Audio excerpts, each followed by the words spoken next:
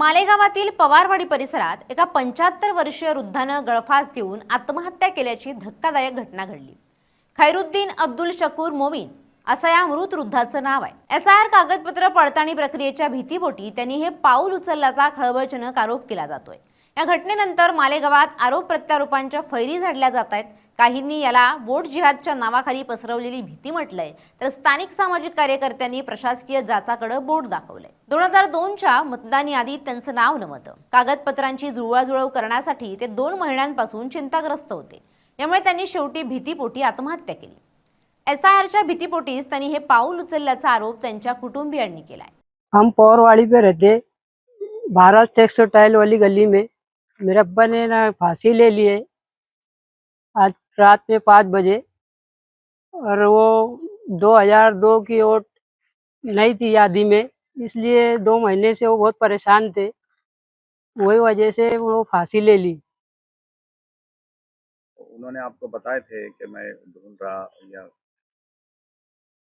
वही सब पेपर में परेशान थे, 2 महीने से यही चालू था करके। 2002 में अपना नाम आया नहीं, तो वो हिसाब से वो 2 महीने से परेशान थे कि आज सुबह फजर के बाद एक बुजुर्ग ने अपने ही घर में, अपने ही मकान पे, बाथरूम के पास अपने आप को फंदा वगैरह डालकर खत्म कर लिया। हम लोगों ने जिस वक्त वहां से उन लोगों को, उनके जो रिश्तेदार है और मोहल्ले के जो लोग हैं, इन लोगों ने उनको उतारा, तो उतारने के बाद जब उनके घर वालों से बात की गई तो बहुत ही बड़ी बात सामने आई कि वो बुजुर्ग तकरीबन 2 महीने से परेशान थे और उनका ये बोलना था कि यार मेरा नाम 2002 की यादी में नहीं आया है, इसलिए ये काम उन्होंने किया है कि 2002 की यादी में उनका नाम नहीं आया। नाम नहीं आने की वजह से इतना बड़ा कदम उन्होंने उठाया। उनके जो बच्चे हैं, भतीजे हैं, मोहल्ले के लोग हैं, वो सबके पास जाते पेपर लेके और बोलते यार मेरी मदद करो, मेरी मदद करो, मेरा नाम निकाल के दो, मेरा नाम निकाल के दो। लेकिन काफी सारे बीएलओ ने और मोहल्ले के जितने एसआईआर के लिए जो सर्वे के लिए बैठे हैं, सब लोगों ने उनकी मदद की, उनका नाम चेक किया, लेकिन उनका नाम यादी में नहीं आया। या घटनेची माहिती मिळताच पवारवाडी पोलिसांनी घटनास्थळी धाव घेत पंचनामा केला। सध्या या प्रकरणी एडीची नोंद करण्यात आली। पोलिसांना घटनास्थळी कोणतीही सुसाईड नोट, आत्महत्यापूर्व चिठ्ठी मिळालेली नाही। मात्र मयताच्या नातेवाईकांचे जबाब घेण्याची प्रक्रिया सुरू असून नेमक्या कोणत्या कारणामुळे त्यांनी हे पाऊल उचललं याचा तपास पोलीस घेत आहेत। निरीक्षक राहुल खताळ यांच्या मार्गदर्शनाखाली हा तपास सुरू आहे। सर, आपल्या पवारवाडी पोलीस स्टेशनच्या हद्दीमध्ये एक सुसाईड झाली आहे, तर त्याच्या कुटुंबियांनी असा आरोप केला आहे की एसआयआरच्या चौकशीमुळे माझ्या वडिलांनी प्रेशरमध्ये येऊन आत्महत्या केली। तर नेमकं काय प्रकरण, काय सांगायचं?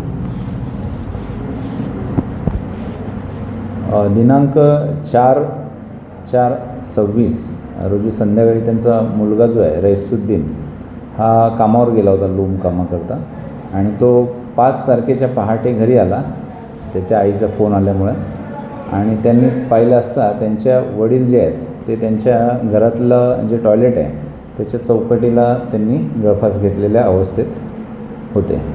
त्याप्रमाणे पोलिसांनी कारवाई केली। त्याप्रमाणे एडीआर क्रमांक 8/2026 हे पवारवाडी पोलीस स्टेशनला दाखल आहे।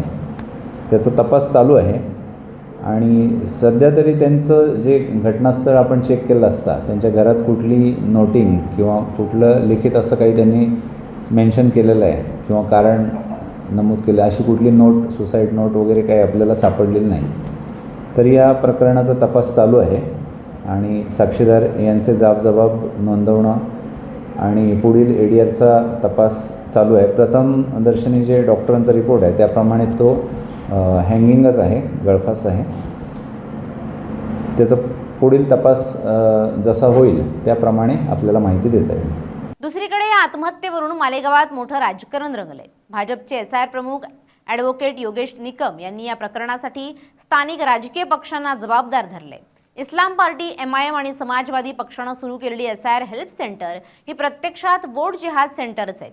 ही केंद्र लोकांमध्ये गैरसमज आणि भीती निर्माण करतात, त्यामुळे लोक दबावाखाली येऊन अशा प्रकारची पावलं उचलत आहेत, असा गंभीर आरोप निकम यांनी केला आहे। सर, काय सांगाल? पवारवाडी येथे एका 75 वर्षीय वृद्धाने आत्महत्या केली, मात्र त्याच्या कुटुंबियांचा आरोप आहे की एसआयच्या प्रेशरमुळे त्यांच्या वडिलांनी आत्महत्या केली। तर तुमचं काय मत आहे? प्रथमतः भारतीय जनता पार्टीतर्फे मयत पीडित आत्महत्याग्रस्त कुटुंबासोबत आमची सहानुभूती आहे. मात्र SIRमुळे त्यांनी आत्महत्या केली अशी कोणतीही चिठ्ठी त्यांनी लिहून ठेवलेली नाही. तसंच जे मालेगावमध्ये इस्लाम पार्टी व इतर पक्षांनी जे SIR हेल्प सेंटर सुरू केलेले आहेत, या हेल्प सेंटरमुळेच हे लोक खऱ्या अर्थाने दबावात आलेले आहेत आणि हे SIR सेंटर नसून हे ओट जिहाद सेंटर आहेत आणि या ओट जिहाद सेंटर माध्यमातून इस्लाम पक्ष, MIM पक्ष, समाजवादी पार्टी पक्ष व इतर पक्ष आपली जी बोगस वोट बँक आहे ती वाचवण्यासाठी SIR हेल्प सेंटर सुरू केलेले आहेत आणि या माध्यमातून लोकांमध्ये गैरसमज निर्माण केलेले आहेत. त्यामुळे अशा पद्धतीचे टोकाचे पाऊल लोक उचलत असतील तर त्याला सर्वस्वी हे पक्ष जबाबदार आहेत. आगामी महानगरपालिका निवडणुकांच्या पार्श्वभूमीवर मालेगावातील हे SIR प्रकरण आता राज्यभर चर्चेचा विषय ठरण्याची शक्यता आहे. कागदपत्रांची भीती आणि त्यावरून सुरू झालेलं राजकारण यामुळे मालेगावात सध्या तणावपूर्ण शांतता आहे. LS मराठी, अशोक बिद्री, नाशिक.